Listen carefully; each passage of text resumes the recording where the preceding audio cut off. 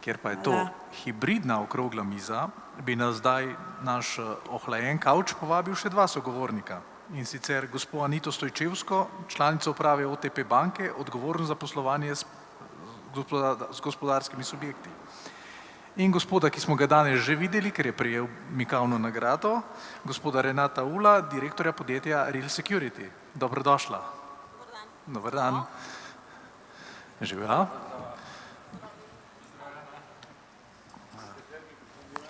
Oba mikrofona delata, tako da, ampak predlagam, da pridete bliže, da bo topleje in da se bomo dobro slišali. Gospod Ul, se nimate nič proti, če dava najprej prvo besedo dami? Absolutno. Se strinjam. Gospa Stojčevska, bančništvo in finance se hitro digitalizirajo. Kako ohraniti zaupanje med ljudmi in institucijami, ko je večina interakcij brezosebnih in avtomatiziranih? Ja, bančništvo je že v osnovi dejavnost, kjer je osnova zaupanje. Namreč stranke banki zaupajo svoj denar in kot pomembna inštitucija moramo ta denar zelo pridno varovati. In seveda pri svojem delovanju moramo strankam ponujati storitve, ki jih stranke pač potrebujejo. In tukaj sodi seveda tudi digitalna orodja, ki so danes nujna, a ne, da tudi stranke svoje storitve opravijo lahko samostojno. Seveda, banke moramo jeti v korak z razvojem, ponujati stranke nove tehnologije, vendar morajo biti te tehnologije varne.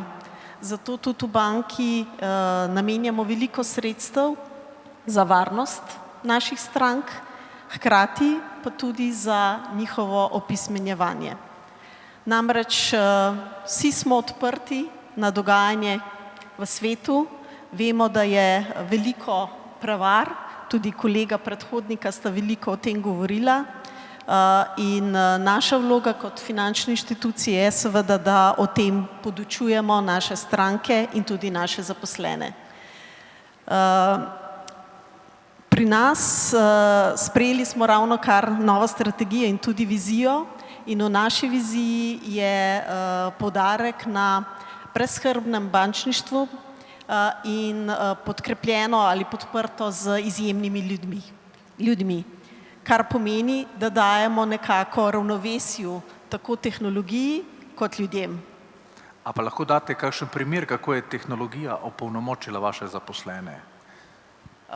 Seveda, tehnologija je recimo zdaj, ko je zelo popularna in seveda tudi se veliko hitro razvija, je umetna inteligenca in seveda smo mi tudi našim ljudem dali priložnost, da se na tem področju izobrazijo in da tudi pripravijo določene konkretne primere, ki bi pokazali, kako lahko z umetno inteligenco dosegamo boljše ali produktivnost ali pa boljšo storitev do strank, izboljšamo kakšen proces. In na ta način poskušamo našim ljudem dajati, da pridobijo ustrezna znanja, hkrati pa da vsa ta znanja implementirajo v svojem delu. Super. Pa ker ste ravno banka, kako se spreminja pojem odgovornosti zdaj, če napako naredi sistem in ne posameznik, odgovarja banka? Glejte, v vsakem primeru banke moramo zagotoviti veliko testiranja, veliko ustreznih mehanizmov in sistemov, ki varujejo vse, kar mi implementiramo. Tako da na koncu za kakšno napako ali karkoli seveda smo lahko odgovorni, vendar opozarjam pa tudi na to, da če stranka je nevedna in je zavedena, da določene stvari naredi, kljub temu, da jih na te stvari opozarjamo, seveda je odgovornost na nas ljudeh. Zato je toliko res pomembno, da ljudi ozaveščamo, da so pozorni na vsa ta dogajanja. Je pa res, da so ti prevaranti oziroma ljudje, ki se, pač to je tudi biznis, ki se ukvarjajo z raznimi vdori, z raznimi phishingi in tako ribarjenjem in tako naprej, so praviloma korak pred nami. ampak zato je zelo res pomembno ta pazljivost pri delu, pazljivost z uporabo tehnologije. Nekako zadnjič smo imeli mi tudi v banki izobraževanje na temo umetne inteligence in to mi je ostalo v spominu, ko je gospa rekla, vedno je potrebna zdrava kmečka pamet. Tako, ZKP se strinjam. In to ste lepo naredila uvod tudi za gospoda Ula, katerega podjetje se ukvarja s kibernetsko varnostjo in kot ste videli danes, po moje, meni najbolj zabavno reklamo, kaj se dogaja. Ne? Gospod Ul, kako so tehnologije umetne inteligence spremenile krajino varnostnih groženj? Najprej bi se zahvalil za povabilo, da lahko sodelujem na tem omizju. Pa izrazil bi tudi zahvalo organizatorjem, ker me tale v bistvu setup, da je v stilu Terminatorja, me navdihuje z nekimi stvarmi in ko me to sprašujete, razmišljam, kako bi vam plastično prikazal, kaj mi mislimo o tem, pa ker smo danes začeli v bistvu to konferenco z nastopom gledališkega igralca, mogoče to izkoristim pa odgovorim na svoj način. Se strinjate? Vsekakor.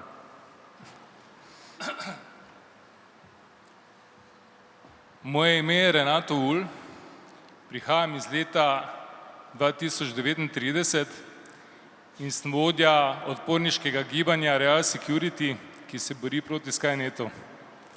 Prišel sem sem, da vas opozorim, da se branite in da ne dovolite, da umetna inteligenca napreduje tako, kot je. Imamo še mesec dni. Hvala, nasilje. Hecam se, ne bom še šel. Tako pridite, smo v 2025 in imamo še nekaj vprašanj za vas. Pri vsem tale, umetna inteligenca se danes uporablja in na strani napadalcev in na strani obrambe. Kdo zmaguje? Moje iskreno mnenje, sem direktor podjetja že 23 let. Na začetku smo imeli poslanstvo, da smo prenašali nove tehnologije na trg, organizirali srečanja, konference, konferenco, ki je ena pomembnejših v tej regiji, ki se imenuje konferenca RISK, organiziramo vsako leto in tudi po obisku se vidi, da je izredno zanimanje za to temo. Kaj se je spremenilo? Spremenilo se je ogromno.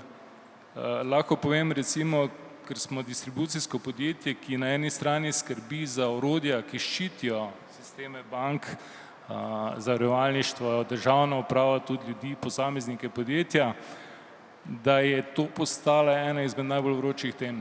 Čeprav se mogoče ljudje ne zavedajo tega, v ozadju tečejo takšni procesi, ki si jih par let nazaj, pa mogoče niti 2 leti nazaj, nihče ni znal predstavljati. Od tega, da nekdo kliče v perfektni slovenščini, pa te vodi skozi tvoj bančni račun, da ti pomaga, ker so ti ga zlorabili, pa dejansko niso, ampak v ozadju pa je umetna inteligenca, ki ti želi v bistvu tvoja sredstva ukrasti, do targetiranih napadov strani državnih inštitucij, financiranih, recimo hekerjev, kot je v Severni Koreji, imate, to je prav organizacije za par tisoč ljudi, ki imajo glavni cilj, da vdirajo v sisteme, da destabilizirajo vlade. V bistvu pa je največji interes tam, kjer je denar. In zato so recimo banke na največjem udaru.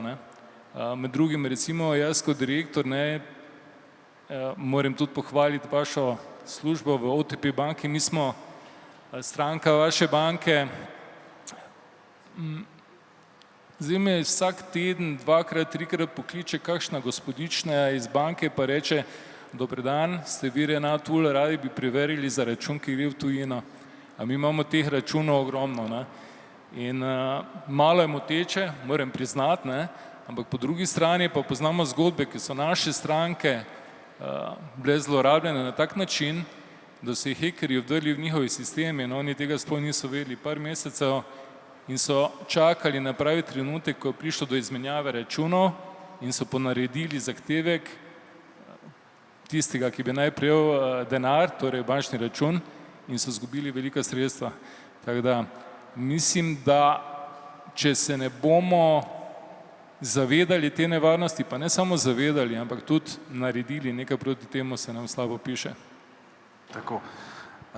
Mislite, da se bo kdaj samo slabo pisalo tudi napadalcem ali da bo obramba preprosto kapitulirala? Ker zdaj trenutno kaže, ne, da najbolj izgoreli poklici so prav varnostni strokovnjaki in ljudje v varnostno-operativnih centrih, pa ljudje v klicnih centrih. Tam je največ izgorelosti. Jaz mislim, da je tu zelo pomembno tudi razumeti, v kakšnih situacijah so ti ljudje, ki dela v tako imenovanih varnostnih centrih. Ne? Tudi država ima svoj SOC, se imenuje Security Operation Center. Oni so izgoreli zato, ker je teh napadov, ne znate si predstavljati, to gre v milijone dnevno. In samo recimo par procentov je takšnih, ki so pa zares nevarni. Ne? In zdaj ločiti med temi napadi, skrbeti za to, da ne bo kakšne napačne odločitve sprejeli, ne? Pa tudi ne nazadnje, ne? Manjko kadra, da bi se lahko ljudje menjavali, da bi to teklo v nekem normalnem okolju, ne da bi bili tam, ko mora biti posameznik heroj, ki je vedno na voljo, ko pride do česa. Ne? Mislim, da je tu največji problem. Ne?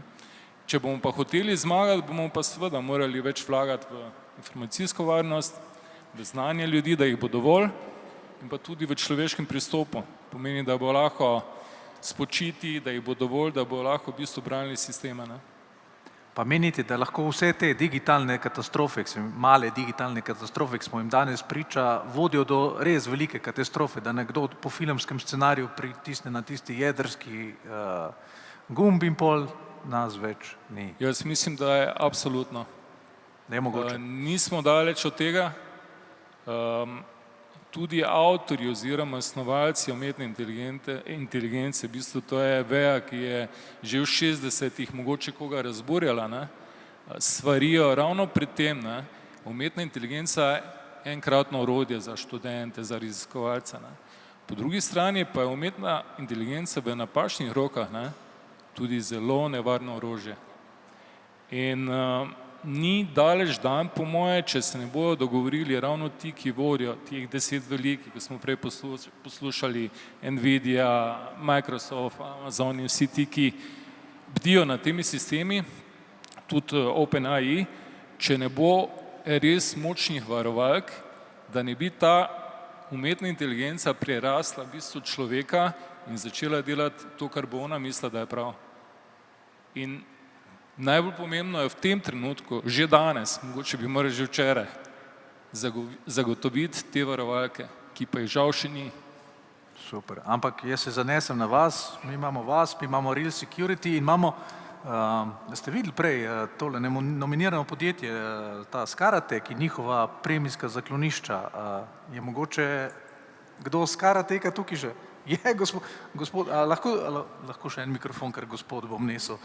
Saj vem, da je to malo presenečenje, ampak povejte nam. Ja, lepo zdrav. Kdo ste? Torej, moje ime je Jure Mlakar, sem vodja marketinga in vodja ključnih kupcev v skupini Skara. Strokovno se ukvarjam pa z neuromarketingom. Super, zaklonišče, jaz sem videl samo zaklonišče in sem rekel, wow. Zelo zanimiva tema. A gre to v promet? Seveda gre, ne.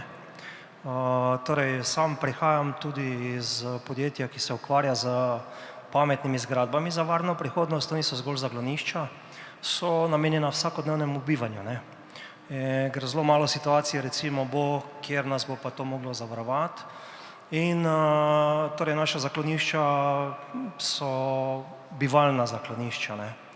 To glede, bom rekel, tega, kaj pa zdaj gospod Ul govoril, pa prihajam tudi, bom rekel, z informacijami iz obrambnega sektorja, ker imam dosti kontakta z njimi. Je pa seveda umetna inteligenca je nekaj lepega, žal pa smo ljudje tisti, ki predsejkrat slabo razmišljamo in tole umetno inteligenco uporabljamo v čudne namene, no, ali pa v slabe namene, ne. Mi jo vsekakor uporabljamo za reševanje življenj, za, bom rekel, neko vzpostavitev novih civilizacijskih norm in pa predvsem za najpomembnejše, kaj je za človeka čas, ne glede na to, kako bogat si, časa imamo vsi na razpolago enako in v tem primeru nam tehnologija pomaga prihranjati čas, s katerimi pač potem lahko postanemo ustvarjalni, kar je za moje pojme pač najpomembnejše pri tehnologiji. Ne? Super, pa da končamo bolj optimistično in ne preveč črnogledo. V vaših zakloniščih kako je poskrbljeno za zabavo? Je več analogne ali digitalne zabave?